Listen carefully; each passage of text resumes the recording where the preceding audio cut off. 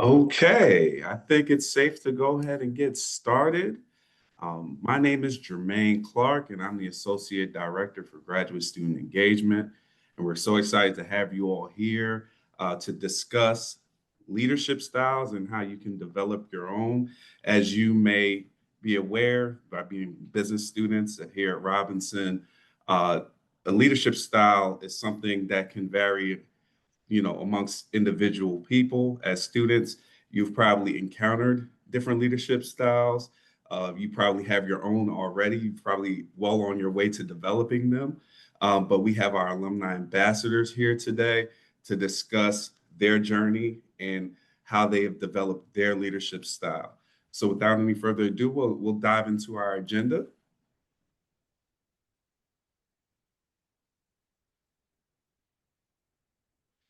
So, of course, we'll discuss the base of what leadership is and what it means and why it matters. We'll talk about leadership styles in general, as well as you'll hear individual stories from our alumni ambassadors. And then we'll take a deep dive into leadership while discussing breaking the wall and the barriers with teams. And of course, resources that you can use to carry on as you move forward in your own leadership journey. So we'll go ahead and introduce or have our ambassadors introduce themselves and we'll get started.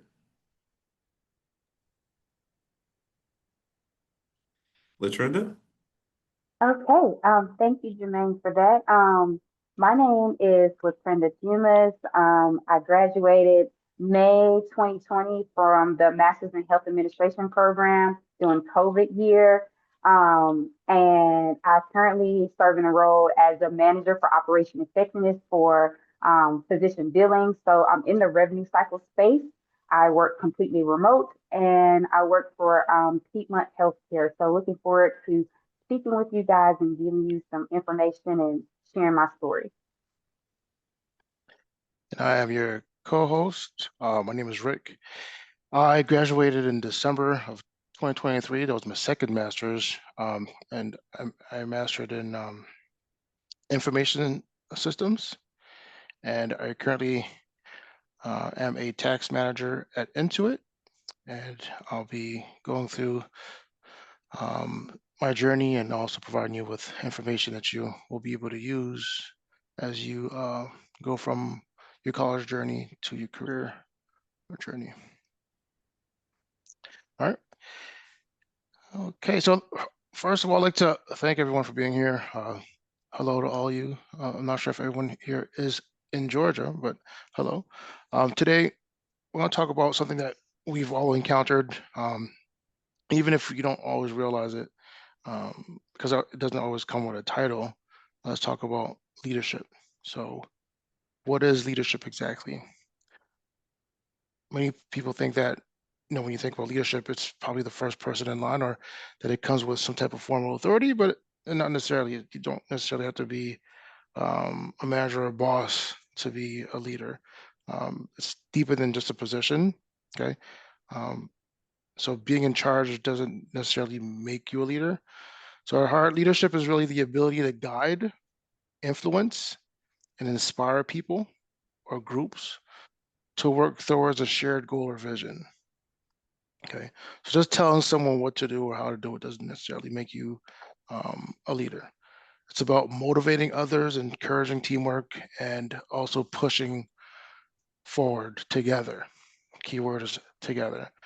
So think about leaders that you admire, right? And if you try to come up with things that they have in common, you might find that well, they share a similar quality, or you might not find nothing at all. But that's okay. That's why we're here today. We'll go over some of those great details. I'll try to pull back the curtain and figure out what common thread that all these great leaders have. So let's go ahead and go on to the next slide. Okay, so we just established that leadership is not a title. It's a blend of qualities, a mix of actions. So let's break down some of the 7 core pillars that define truly effective leadership. Okay, if you can master these, then you'll be on your way to becoming a a great or compelling leader. Starting off with the vision. Okay, so first, every great leader has a vision.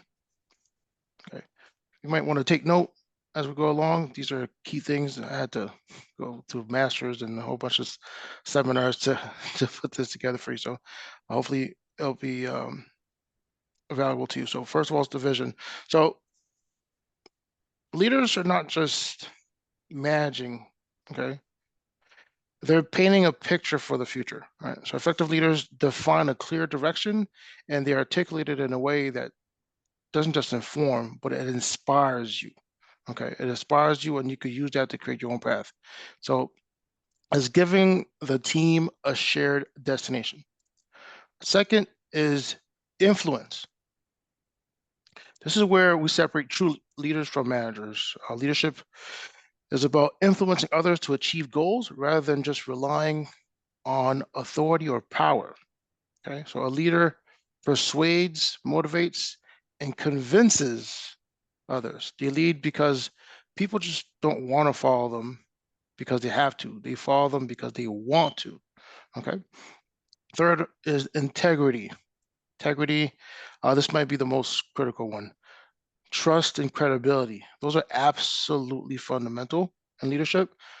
Okay. Leaders must demonstrate consistent ethical behavior, honesty, and accountability.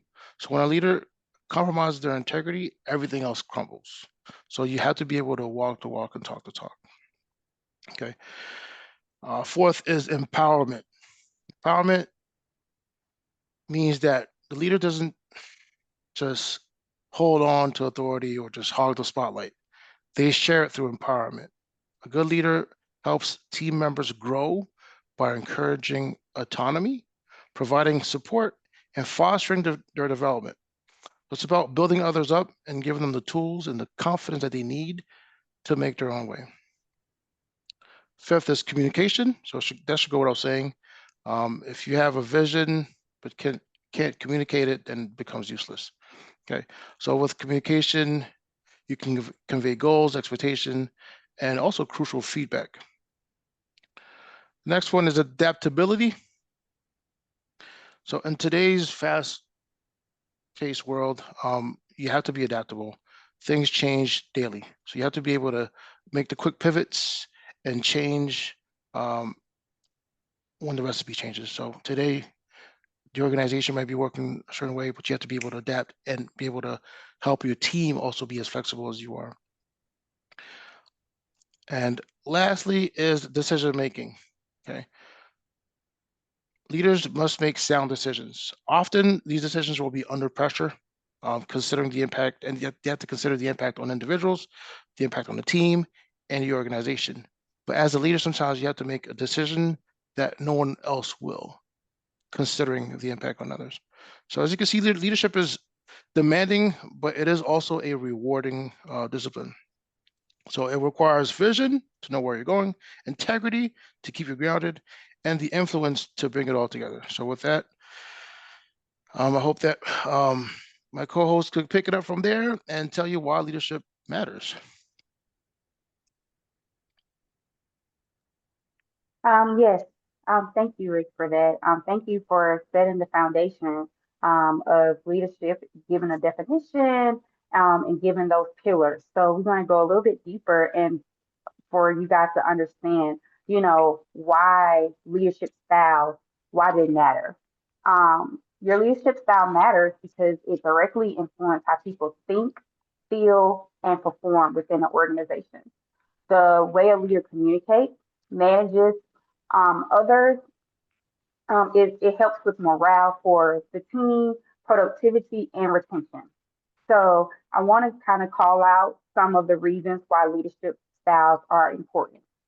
So one, they shape the organization culture. A leader behavior sets the tone for the entire workplace. So being supportive, ethical, as Rick stated, being able to foster trust and teamwork. We want to make sure that we're doing those things. Otherwise, if you're providing inconsistencies, that can cause tension and disengagement. And we want to make sure we don't have that. The second, impacts employee motivation and performance. So, of course, as it relates to leadership, as far as it's definitely if you have a team, you when it, your leader, you as a leader is as strong as your team. And so you want to make sure that you utilize the different leadership styles that we will discuss in further detail on the next slide to be able to switch to understand the needs of your team and then choose which leadership style is going to be the most effective during that time frame. And it can switch even within a day. Third, build trust and communication. Rick hounded, and I'm going to hound on it more. Trust is the foundation and being able to communicate. So leaders adapt their style to fit their team needs, create an open communication and trust, which is very important. And sometimes, throughout your time, depending on what position or role you're in, that may change. So, as he spoke about adaptability, so being able to adapt to the different changes, and of course, also being a people leader, you have to, adapt and speak with them on their level. So, how one team member may interpret something, you may have to provide it in a different way, saying the same message, but you're providing a different for them to understand. So, being able to really understand your team and building those relationships from the beginning, not just coming in now, I'm in this leadership role, I'm going to poke my chest out, and come in and being a dictator, coming into a new role, and you're here as I share my story, you want to sit back and kind of be a sponge, understand what's going right, what's going wrong, what needs improvement. And then over time, be able to make those recommendations, but not just coming in and saying this needs to change. Four, you want to drive change and innovation. So effective leaders know how to shift their approach to support change. And I can tell you, especially in the role that I'm in now, um, things can happen within the day. You know, one minute my schedule may say this, and then the next minute I may have two or three meetings or additional tasks that where I have to shift or prioritize my tasks. So just being able to be adaptable and understanding that things may change and being a transformational leader to be able to when changes do occur, not just tell your team members, well, you have to change because I say so. That's just not even effective if you have kids. Being able to show why or giving a little bit more information, as transparent as you can be, and giving a little bit more detail or background to be more understanding to the people or relating it to something as far as an improvement or a metric will be more effective than just going in as a dictator and say, just because I say so. That never works. You want to develop future leaders. So I am a huge component of delegating. That is very huge in leadership. Being able to trust your team. Even when you are hiring new team members, understanding that the technical things, those can be taught. But if your team member is having the motivation, they're hungry, they're innovative, they have creative juices, they may be something that they're interested in as far as a project. If they have those skills and abilities, allow them to gain that extra knowledge, to gain that extra skill, or if there's something that they're lacking, in their job, it requires for them to present. And sometimes they get intimidated because they have to present to, executive or senior leadership. Then, schedule time with them for them to practice, or tell them to record themselves and play it back, or just, write out talking points as I've done today. So, you want to make sure that you are developing future leaders because as time go on, of course, if you've been in your master's program, there are things that you're learning that you can bring to different organizations, especially from an AI and technical standpoint, that may not have fully been developed or they just haven't done it yet. And sometimes with older or seasoned leaders, they're in their ways of, we've always done it this way. So you being in your program can bring in having those fresh eyes. I love fresh eyes because not only am I want to learn from you, I want you to learn from me. Lastly, enhance retention and job satisfaction. Retention is so important. It is a metric within my department. So you don't want to be in a situation or be a leader where you constantly have turnover. So, of course, depending on what department you may work in, hypothetically, I'll just use revenue cycle. If you work in a patient access, if you're a patient access leader, then yes, you will possibly expect turnover because people are growing and they are, moving up the ladder. But you just don't want retention just to continue to occur because you don't like your leader. And people do leave, and I myself have personally left a position because of leadership. They were terrible. They were micromanagers, and you want to again just know what you're doing. You want to retain the people. You want to understand their likes, their dislikes, understand how they want to be recognized. Some people, they like to be recognized when we have our big group meetings. Other people, they like to be recognized by sending a simple thank you. So really just understanding your team, understanding their needs, and helping develop them to eventually want to move on. I want someone to, you know, to come and fight for my position because eventually I'm going to want to move up too. So that's the type of leadership and coaching that I have and use, in my day to day. Next slide. Okay. So now we kind of want to talk about the different leadership styles, the different meanings, and just when and how you want to use these different leadership styles. So the first one, transformational leadership. It inspires and motivates through a shared vision. You focus on innovation, growth, and change. You build trust and empower your team members. So to use this leadership style, you want to have dynamic organizations that seeking improvement and creativity. So, of course, being in a taking on a transformational leadership, it deals with change. So we talked about adaptability. So you want to make sure that you always have this leadership style because things are constantly changing. Next, transactional leadership. It focuses on structure, rules, and performance goals. It rewards achievements and corrects deviations, provides clear direction and accountability. This is best used for task-oriented environments and routine operations. Um, so again, this leadership style, especially when you're doing like your yearly evaluations or there's just performance goals that you want to, as we talked about, having that clear vision and being able to speak about it to your team. You want to kind of go into this leadership style to set those clear boundaries, clear expectations, clear performance goals. The next one, servant leader. You put your team needs before you as the leader. You promote empathy, collaboration, and service. You build loyalty, morale through trust and support. You want to best use this for mission driven teams and community oriented culture.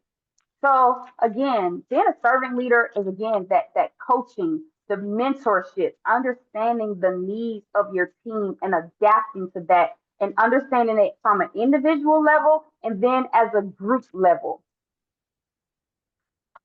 Next, democratic leadership encourages team input in decision making, promotes engagement, creativity, and ownership, improves problem solving through diverse perspectives. You want to best use this with your experienced or specialized teams.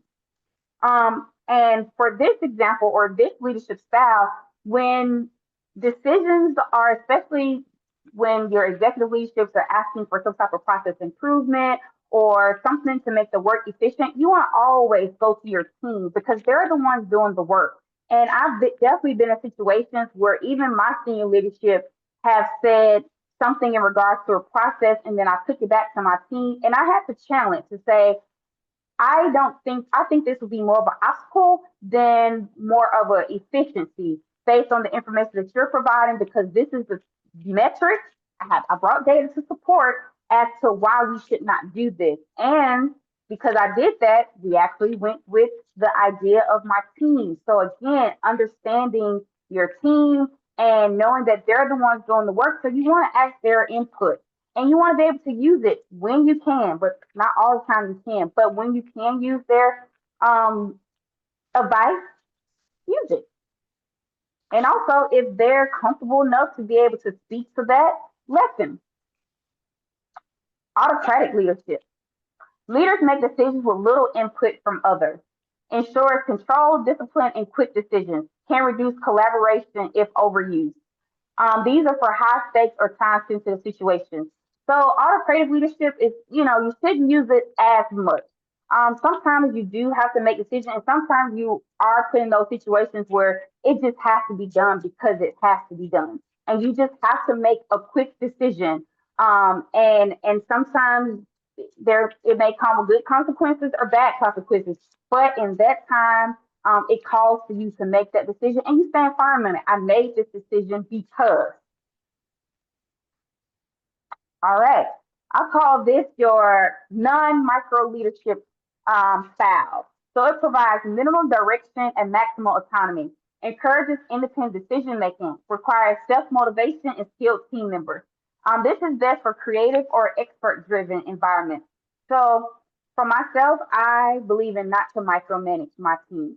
If I've hired you to be in a role, then I've already vetted you, I expect you to do the job. I go into situations, you're always innocent to proven guilty. You get my full trust until it's abused.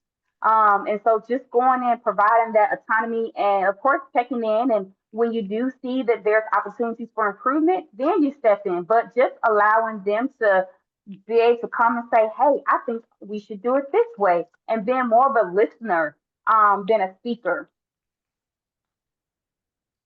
And then coaching leadership. Focus on individual development and long term success. Offers feedback, mentoring, skill building. Builds confidence and future leaders. So it's best used for growing teams or developing talent pipelines. You always want to be a coaching leader because again, you're coaching for future leadership, and then also even coaching from a constructive criticism manner, like when there are performance things or opportunities for improvement, being able to coach in a way that the person don't feel is punitive. Being able to still speak with them and also have them to understand why the work has to get done. Um, and I would say, what leadership style is the best? Honestly, there is not a answer for that. I tell you, there's times where I'll use a couple of these styles in one day or within a week. So it's just again that adaptability and being able to know when to use what in what situation. Next slide. So I want to tell you a little bit about my story. It's very cool that it was just myself and Rick, and so we were able to kind of use our stories a little bit in our presentations. So I'll start with my story first. So I and stepping into a new leadership role. Previously, before this role, I had been at Wellstar for the last 4 years and in a remote space and had, gained respect, gained trust. But unfortunately, I had to leave that organization because it was for a career development. It wasn't because of the leaders. It wasn't because I didn't have anything bad to say. Even in my interview for this position, it was just due to just growth, career development that I needed to continue to climb the ladder and have my career goals achieved. So stepping into this new leadership role, no roadmap. In my previous role, I did not manage people. I was in a leadership position, but I didn't manage people. In my previous roles, I had managed. So I hadn't managed a team in 4 years. I was only managing myself in projects. So I'm stepping into this role. There's no roadmap, only a vision, a few core values, and the determination to build something meaningful from the group and up. So I'm coming in. There really wasn't a team waiting for me. Um, so I'm having to build. So I'm not only coming in having to learn a whole new organization, learn new key players and stakeholders, I'm also having to come in and build a team. So no process, there's a blank, no playbook, um, and not a lot of structure to lean on because within this department, My actual director, she's new to this role, and the other manager, he's been in the role a little over a year and a half. So he's the most experienced. There's been a lot of turnover as it relates to leadership. There's some things as far as processes and performance goals that has been dropped, and now we're trying to restructure and get back on the ball. So, um, I'm coming in, I'm excited, but this is a daunting task as well. Um, but I knew one thing for sure. The heart of the organization is not the system or the spreadsheet for the data, it's the people. So instead of starting with policies, I started relationships. So making sure that I'm building relationships, not just with my other counterpart, but my director, the other operational team leaders. There were two team leaders that I did inherit. So understanding, what's going on with them, but also inheriting these two team members, they've been able to do things that they wasn't fully being held accountable. And now here I am, they're wanting me to come in and hold these people accountable. And I'm like, I'm not going to come in here and crack the whip. No, that's not my leadership style. I'm not coming in here being a dictator. And so I've been in this role for a little over 90 days now. So again, I'm like a little sponge, taking time to listen, understanding, the people, motivating them, how to define success. As I'm learning as well, learning the Piedmont way, learning the new responsibilities of the role. So focus on building a strategy, which changed from day one to now. Um, each person that I brought on wasn't just filling a role, but they're joining a mission. So really aligning with the needs of what I need for my team and how to build a strong team. And so through my hiring process, I don't look for people who just have all the skills in revenue cycle, because revenue cycle is not one of those skills you wake up and say, "Ooh, I want to work in revenue cycle." A lot of people don't even understand what revenue cycle is, and sometimes they get it confused with finance. So revenue cycle is pretty much it starts from patient registration all the way to collecting payments on the back end. And so I'm looking for not people just with a skill, but are you motivated? Are you coming with creativity? Can you understand critical thinking and problem solving? You may not know from all the way to technical skills, but you understand that something's wrong, and we want to pause and understand what's going on. There are challenges now, challenges when I first came. There's been long days, shifting of priorities, and even moments of doubt. I came home a couple of times to my fiance and family and said, I don't know if I can do this. It's a lot. I haven't managed people in such a long time, and the expectations they're wanting me to come in and give all this accountability when Rome wasn't built in a year. So some of the team members have allowed to be able to do these behaviors for so long that's not going to change overnight. Um, and slowly, that small uncertainty became, transformed to a strong, unified team. We are still unifying. And then another challenge is we're fully remote, and most of the time, people don't even have on their cameras. And other times, people are multitasking while being on the different meetings.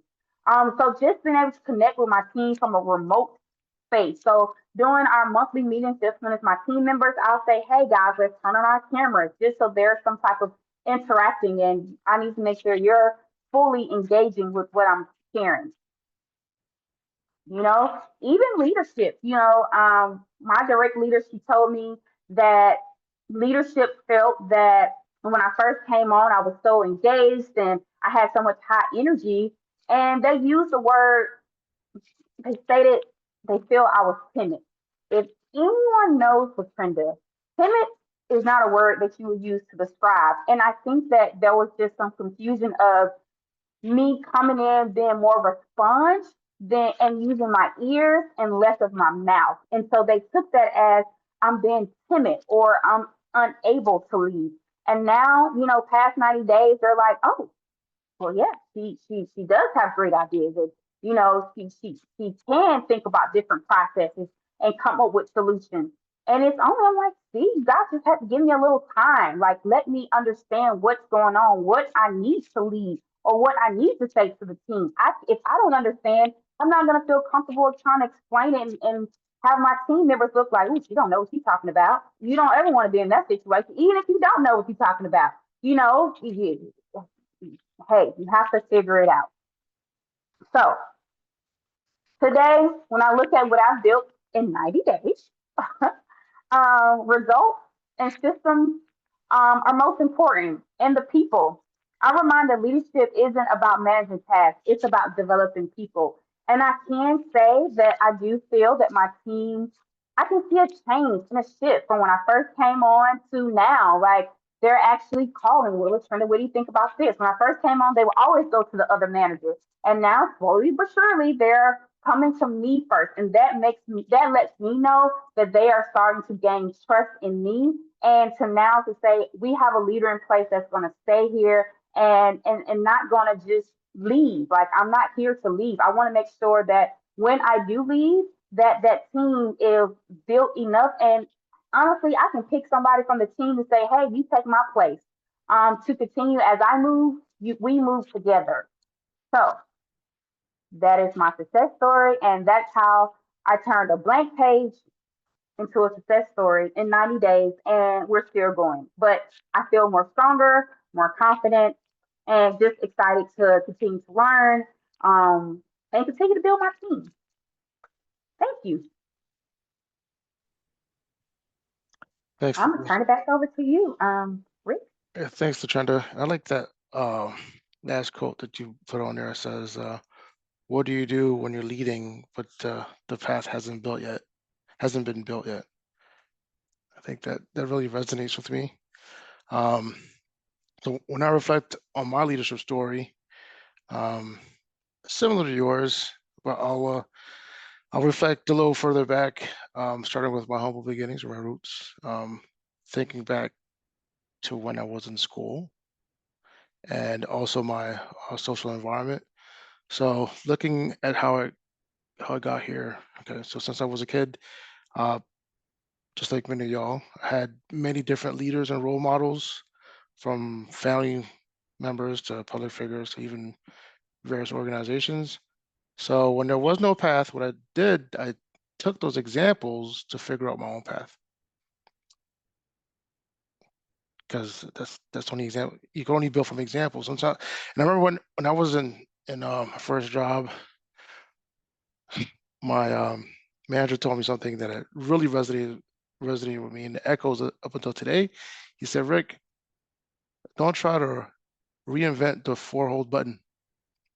Sometimes things are already um, sometimes things are already exist. You just have to take them and make them your own." That really echoed with me. So you don't have to work so hard sometimes just trying to figure out your way.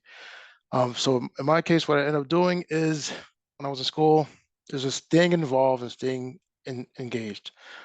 Thinking back, I was involved in math competition, chess clubs, sports teams, accounting societies.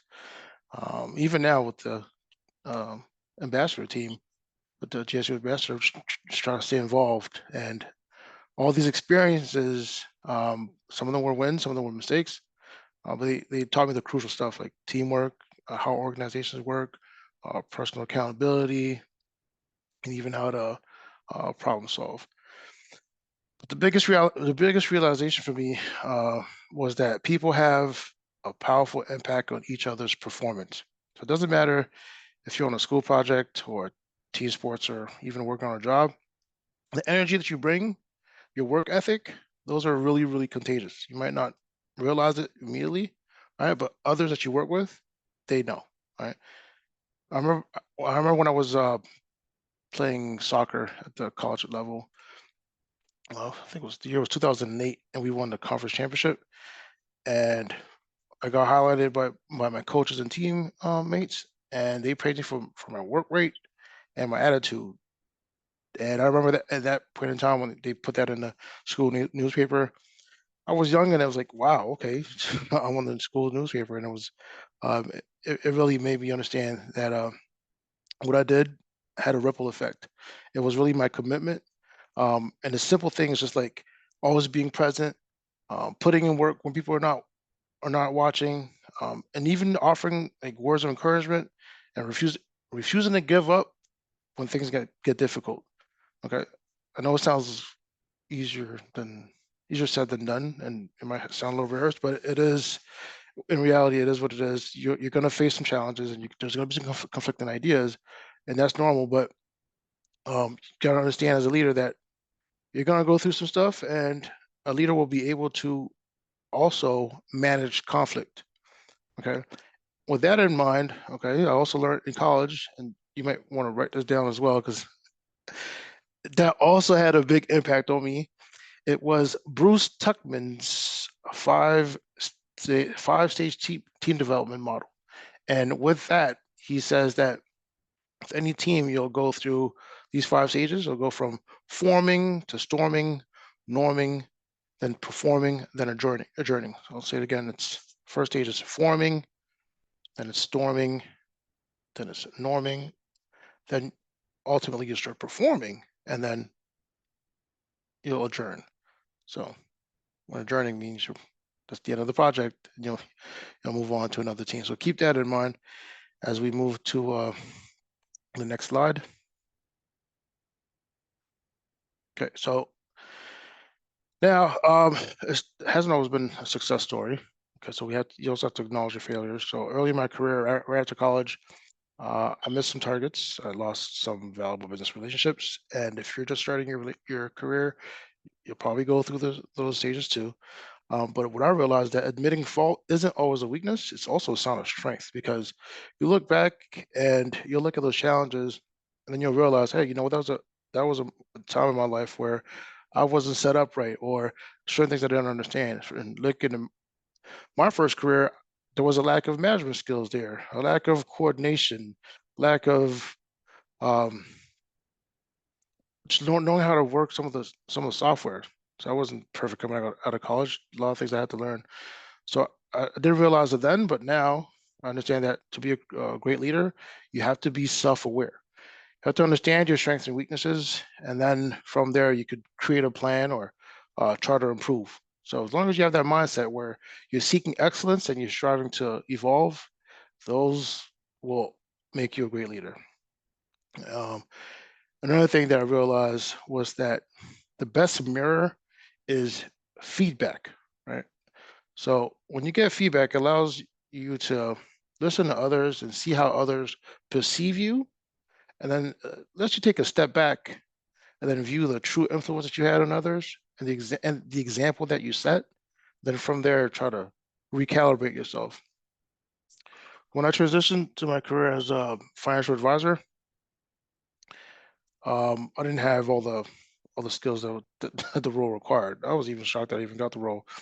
But then I realized that accountability and integrity weren't just some abstract principles that I read in a book; they became second nature. Right? The job demanded uh, a lot of attention to detail. I had to keep learning. When I thought I had just finished my degree, I was like, "Oh, that's the end of it." No, you have to keep learning, and just that alone made me understand that I'm a lifelong learner, and as a leader, you have to keep learning. And the minute you stop learning, that's when you may jeopardize some things. In my career, just one mistake could have could mean the end of your career. Just one complaint from a client could mean the end of your career. So I think those high stakes are what really shaped me as a leader. I became a pragmatic leader.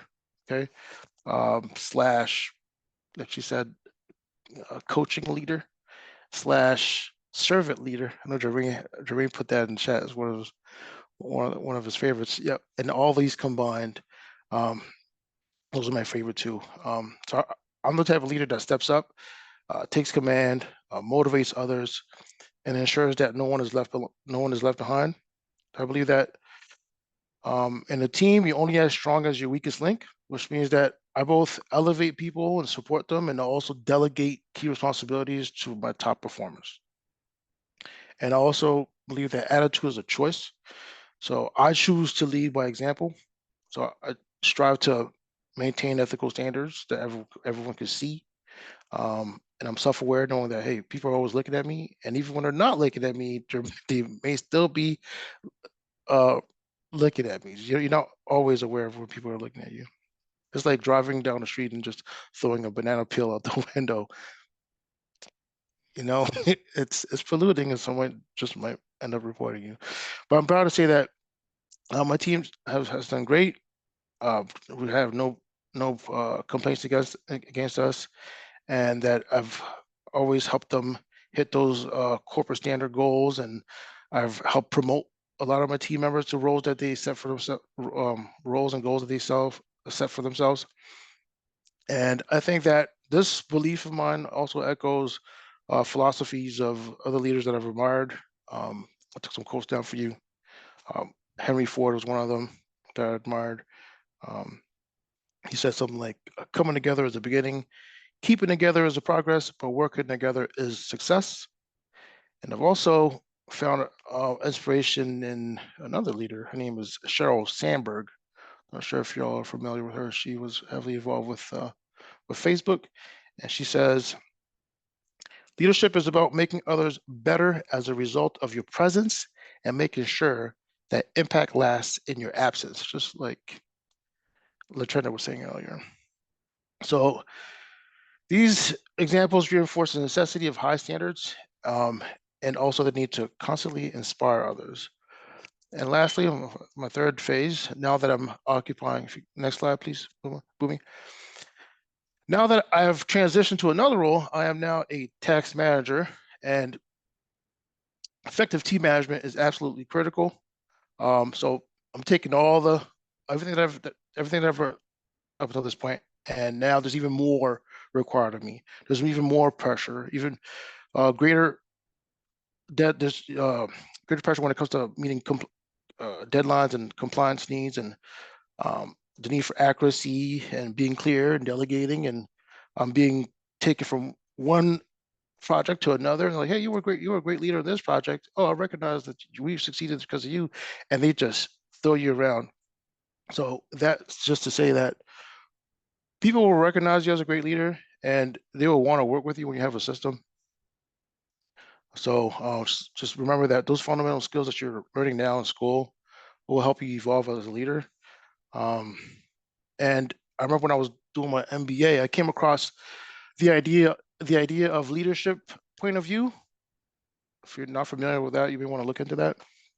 So it required me to create a personal statement, a vision, and a mission statement for myself. And that experience from when I was completing my MBA, it influenced how I now ensure that everyone has the same type of objective, that they're able to write their vision statement and mission statement, so we can see how we can work together effectively. So I don't just direct tasks as a leader. I see my role more as like a mentor, and I focus on uh, making sure that my team builds the expertise that they need, and make sure that they consistently deliver high quality, compliant results that are useful to the organization. So I hope that my journey will inspire you and help you write your own vision and mission statements. As we move on to the next slide now, I'd like to give you something that's actionable that you can take away from the session. So now that we've established that a leader creates the vision, all right? That's the big picture, and they paint the future. But where do they go from there? Okay. So let's take a look at how organizations set these goals and how they manage them. Okay. But I also want you to see how this entire process works in the real world. So here's a little homework for you. I know that some of you love homework, some of you don't, but this is fun. I've done it for myself, and it really changed my perspective. So first, what you'll do is pick 3 corporations, okay, any company that you admire, or that's top of mind. You could think of things like Google, Amazon, or maybe just a local restaurant down the street, or even your bank. I ended up doing one of my banks. That was interesting. So your job is going to be to look up their official mission statement and their vision statement. right? So remember, the vision is where we want to be. That's the big dream, right? The ultimate future. And the mission is what they do now. That's the core business operation. That's their day to day. Then ask yourself, okay, does it align? So if they have a vision statement, a mission statement, does it align? Okay. And then from there, you'll be able to see how leadership is guiding operations towards that vision. Okay, so it's a great way to see how goal management is applied on a massive scale, and it also gives you great insight into leadership. Now, the second part of this, okay, we'll tone it down a little bit. We'll go from corporate point of view to a more personal one. So you'll go ahead and choose one leader that you deeply admire. Okay, it could be anyone. If you haven't done that, if you don't have a leader that you deeply admire, well, maybe you could take the time now to look into one. Okay, this could be someone that's in business, science, sports, public service, whatever. So what you'll do is you'll try to find a clear vision statement. It could be on a website if they have one, or maybe they don't have one at all. And that's when it gets a little tricky and fun. So you'll have to look into their speeches, their books, their donations, whatever they do publicly. And then maybe you can infer from their actions what a personal vision statement will be for them. Okay. And then from there, from their actions, you could try to see, okay, well, what will be their mission? Okay. By doing that, you'll quickly understand how actions are led by a vision. Okay. And you'll also be able to see that, hey, maybe this person I'm looking up to is not so great after all. And after doing these two exercises, you'll be able to take a step back and gain a better perspective on leadership and maybe align your own leadership style and your own vision more clearly.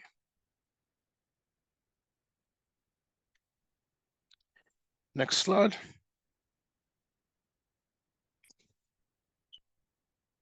Okay, so I'm hoping that so far you've been able to analyze how successful leaders connect their vision, mission, and goals, just like in the exercise that I just showed to you.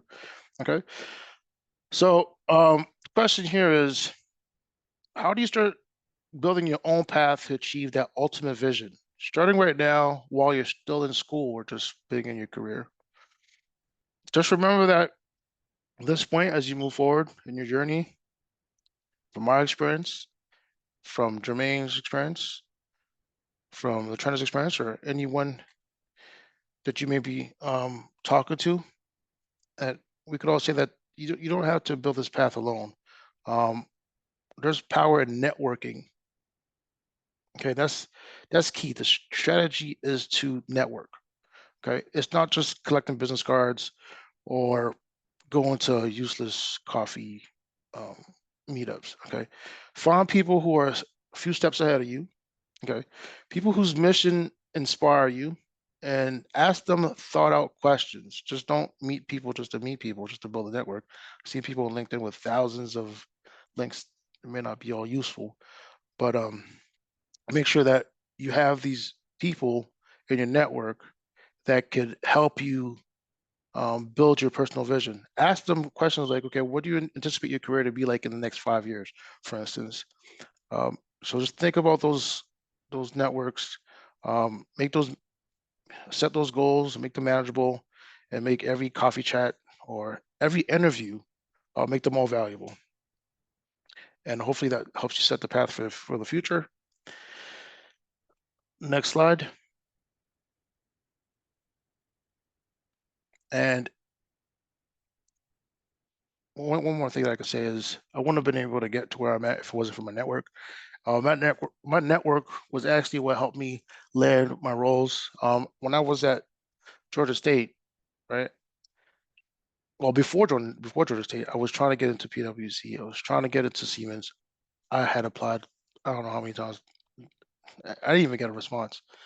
But I could tell you this: once I joined GSU and I was in the master's program, yeah, I got an internship at Siemens. I got hired by PwC, and I got all these fun and interesting roles just because of my network. So, work on those networks. So when a job opens up, okay, the application process is not is I think it's just the first hurdle. So make sure that you also have these people that go vouch for you. They ask me, hey, do you have any references? And I use my professors. They were the ones that were able to vouch for me, and my peers, the ones that I work with. So make sure that you have those set up. Your mentors and your network will act as your personal board of directors. If you've demonstrated your drive and ethical values through some of the work that you've done, then they'll be able to refer you, and that's gonna build the confidence, the initial confidence with the hiring manager. Okay. So what I would say is take action now, get a mentor, build that network, and seek opportunities with those who can vouch for you. And that's going to be the essential groundwork that you're gonna need as you become leaders. Okay. And moving along now, let's go to the next slide. A few things that I also took away from my journey and also this presentation. I learned a lot just building this presentation for y'all. You know, I learned that networking is a powerful tool. It opens doors and it connects us to new ideas and unlocks opportunities that we may not have ever imagined. But once those opportunities are unlocked, what really determines success is how we lead in a dynamic environment and in a diverse team. I was even talking to my kid the other day, and I was told him exactly that, because he was like, "Well, I want to go to Emory," and I was like, "Yeah, that's a great choice, but then there's a world of opportunities. Maybe if you went to University of California or maybe a university in another state, maybe your network will grow." So remember how powerful a network is, and being a great leader today also requires that you're able to adapt to different settings. So by putting yourself in the different environments, then you automatically, I believe, are teaching yourself how to shift when the market shifts, because you're putting yourself in this position that's going to require you to change. You're going to have to adapt to different personalities. So you'll be ready to roll regardless of the situation that you're in, because you have to push forward. You're there to succeed. And that's something that I faced when I was put into these roles. Being able to identify these hidden walls and barriers that sneak into teams, and taking necessary action to keep everyone engaged. So those are the walls you have to break. Walls such as communication, misunderstanding, and or just having people just feel disconnected. Those are some of the issues that may not be apparent, but as a leader, you have to be able to identify these walls, and if you're not paying attention, then they'll quickly build up, and that will stop you from even succeeding as a team. So again, as a leader, it's your job to break down those barriers, and that can be done by encouraging open conversations, like Latrina was saying, building trust, and making sure that everyone feels included and heard. So if you really want to excel as a leader, remember, stay flexible, listen closely, uh, and build bridges when there's walls.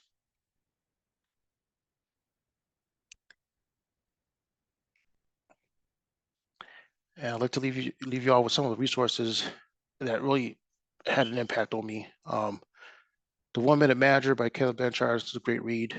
Think and Grow Rich by Napoleon Hill. That's also fundamental. I have my kids read that. Leadership 101 by John Maxwell. And I'm actually reading this last one right now. Disrupting the Game by Reggie Fils-Aimé. He was the former CEO at Nintendo, and he just talks about how he went from being a kid in the Bronx and just moving to Japan and becoming the CEO of Nintendo. Another great um, presentation that you may want to watch is "What's Your Leadership Language" by Rosita Najmi. She goes beyond the leadership styles, and she says, stop being just stuck up on being on a leadership style, and she'll expose you to something else that she calls a leadership language. So hope you'll enjoy. Latrenda? Yes. I hope you guys all enjoyed our presentation. Do apologize for going over. We just, it's just such great information. And now we will pass it back over to Jermaine. I hope you guys learned some great things and took some great tools. And I'm sure Rick wouldn't mind as well, but, definitely can reach out to me, through LinkedIn. And I also put my email address, if you want to chat more. Yeah, Absolutely. absolutely. Great. Absolutely. I just want to say thank you to Latrinda and Rick for the amount of preparation, all the content. And I'm not sure if students on the line understand that our alumni ambassadors, they volunteer their time, but they also put the content together. There's very little that we do from a content space, of course, the organization, but our ambassadors, along with Boomi, really shape this presentation for you all. So I am going to pass it over to Boomi so that she can lead the question session. If you have any questions, I know we have a couple of minutes left, so hopefully there are some questions, but amazing informations. I've learned something new, and I've, of course, studied leadership for years. So very excited for what's to come when it comes down to your leadership journeys as students here at Robinson. As you know, that's a part of our class model, the leadership development portion of our class acronym. So again, with that, thank you, our alumni ambassadors, and I'll turn it over to Boomi to lead our question and answer session. Yeah, thank you, Jermaine. So if any of our students have any questions, feel free to raise your hand or come off mute or ask a question in the chat. I have a question. Mhm. So my question was for Lutrinda. What technical skills and soft skills did you take from Wellstar while you were working there that you used like day one at Piedmont? The technical skills, I would say Epic. Both organizations are on Epic as far as the email system. And then, Tableau, Slice the Dicer, Excel. So those are the few that I transferred from organization to organization. Thank you.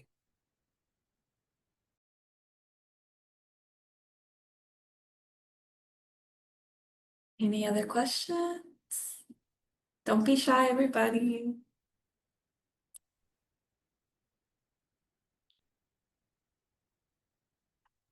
Otis, I see your hand up. Yes, good day. Thanks again. I know I put it in the chat, but thank you all again for another wonderful session. Very good information, and especially for me because back home at my job, I am a manager in technical and client support. So a lot of most things that were said kind of resonated with me because those are things that I go through with my team from day one. But what do you think about I just want to know from the panelists and anyone, just what do you think about the saying that leaders are born and not made?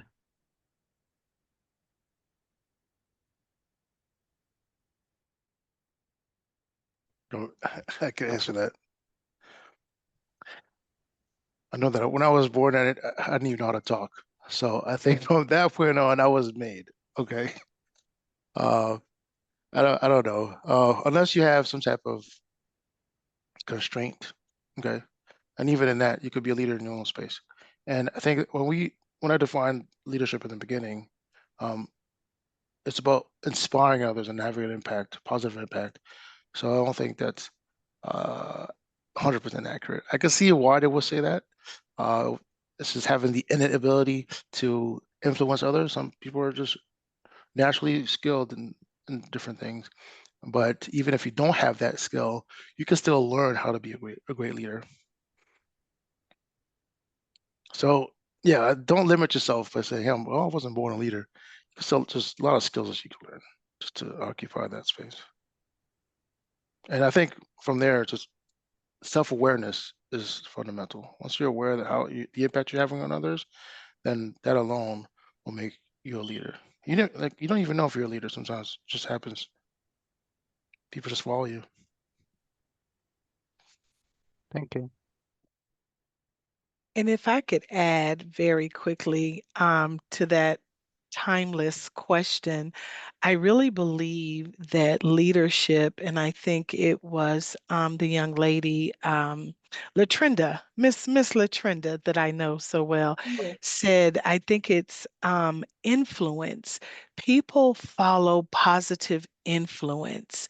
So if that's like a part of your natural personality trait, then more than likely people are going to follow you.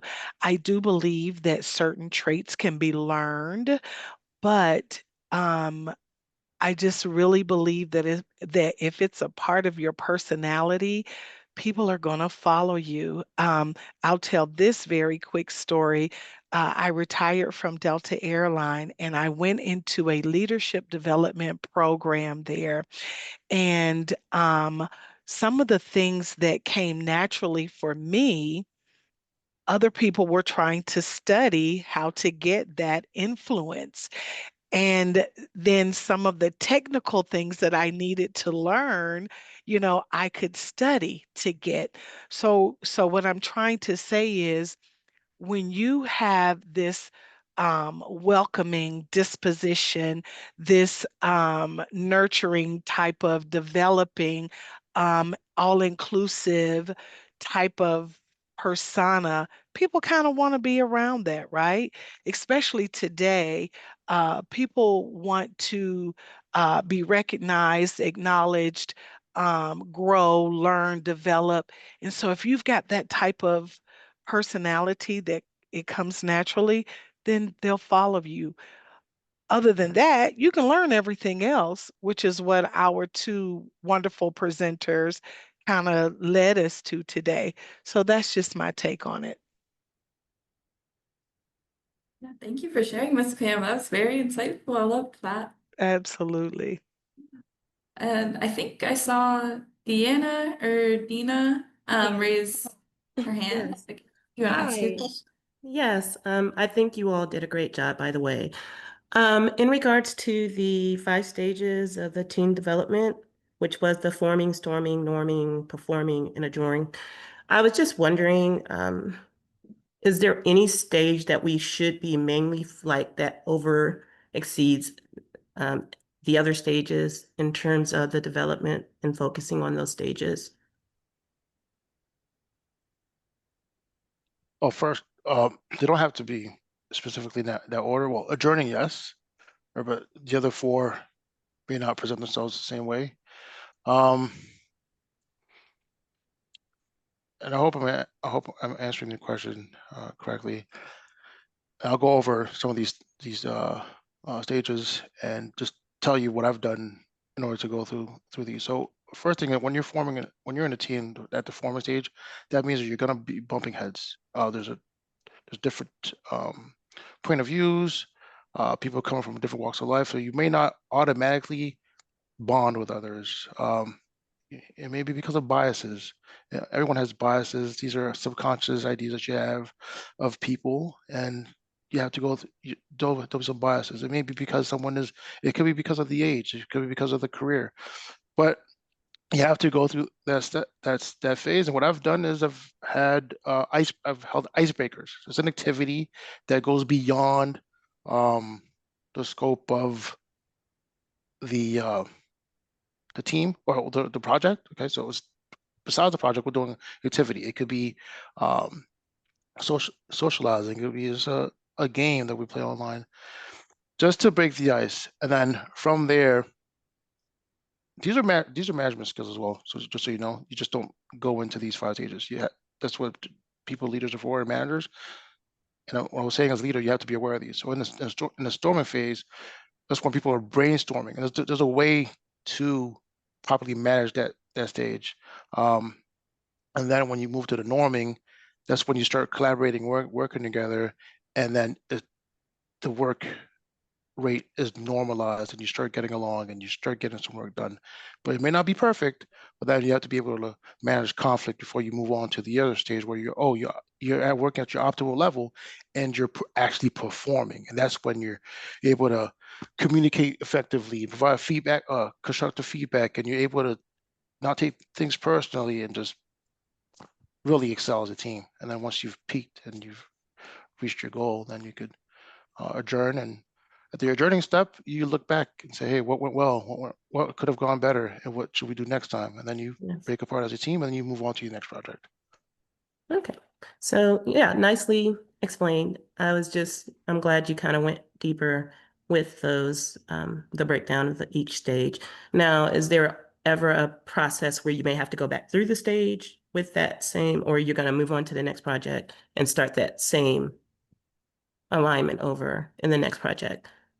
And the stages, are they all aligned in a certain way, or you choose which ones you want to handle first regarding the steps? I'm summing it down, but I actually took a whole MBA, a whole degree to get this. And it's not perfect, but it's just to build the awareness and Yes. take this and study it more. But yes, you may have to circle back. You may have to circle back. So maybe the activity at first wasn't good enough. Maybe the team is really not working. Maybe there's really abrasiveness. Okay, they're not able to work together. There's conflict, so you have to go back and try to figure out, okay, how can I manage this team? And I've learned something called creative abrasiveness. Creative abrasion means that, you know what, through your conflict, you can still find a solution that's going to help you with a similar problem. And a lot of ideas come from conflict. It could be two people that are not agreeing on something, but because you, as a manager, you took a step back and you analyze the situation, you're able to see, okay, well, this is where we're at now. This is why it happened. This is the solution. And that solution right there is money. Okay, because you could use that in another project. You could use that with another team or within the same team. So there's not a specific process. I think the idea here is for you to be aware, okay, and you can go ahead and study it some more, and then that will help you become a better manager and a better leader. Yes. All right. Great job. Thank you. Welcome. You know what, Rick? That is actually a interview question that's asked quite often at Delta, where they will say, "Tell me about a time when you and a group of people were working on a particular project, and there was situations where your team wasn't getting along. What was the situation? What was the task? And how did you solve it?" What Delta is looking for is collaboration. They're looking for people to be able to come together and embrace diverse ideas, and then making them ultimately work for the betterment of the customer and the airline primarily. So I totally agree with you, but just to, make sure that everyone understands that this is a very relevant leadership interview question, because all personality types aren't going to mesh. But how do you get over that? How do you work through that? And so, you want to embrace everyone's ideas, and then come to the conclusion that will benefit everyone, which is, where the creativity comes to make it a better solution or better situation for all involved. So keep that in mind when you're interviewing. Thank you Thanks, guys Jen. for sharing that. And since we are over time, I think we're going to wrap up the Q&A. But thank you again, Rick and LaTrenda, for all of your time. And we're also having another session a week from today on the 28th for leading through change and uncertainty with some other alumni ambassadors. So if you found this session to be really insightful, I hope to see you guys next week. Yeah. Everyone have a great day. Thanks for doing a great job hosting, Boomy. Thank you. Outstanding. Thank you. Bye-bye, you guys. Have a great day Bye. and a Bye, fantastic guys. week. Thank you. Thank you. Same to you all.